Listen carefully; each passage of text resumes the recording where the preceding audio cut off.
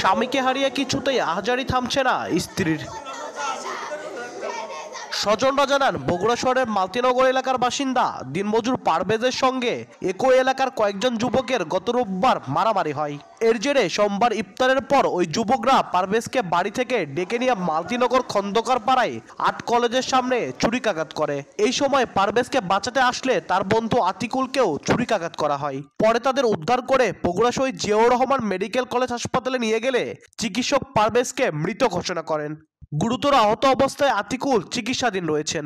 আর বউ যেটা বললো, বাসায় ইফতারি করতেছে, মানিক যা ডাকে নিয়ে যাচ্ছে, নিয়ে আসে এখানে নিয়ে আসে বাসার সামনে নিয়ে এসে কথা বলতে বলতে ধাপ করে চাকু মারে দিছে। তখন আরেকজন আটকাতে যায়, তখন তাকেও চাকু মারছে, মারে ওরা চলে গেছে। এই খুনি যারা যারা করছে তাদের যাতে এইভাবেই বিচারটা হয়, এটা আমরা চাই, তাদের ফাঁসি চাই। এটা পুলিশ জানায় জড়িতদের গ্রেপ্তারে অভিযান চলছে। যারা ঘটনা ঘটাইছে তাদের ধরার জন্য এখন আমরা যাচ্ছি, তাদেরকে ধরেই ঘটনাটা জানতে পারবো। আর যেহেতু আহত, সেও অসুস্থ, সে পুরোপুরি কথা বলতে পারতেছে না, তার কাছে একটু ধারণা নিছি।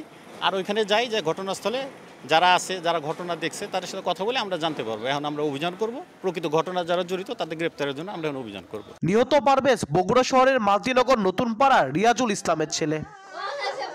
আব্দুল আউয়াল, সময় সংবাদ, বগুড়া।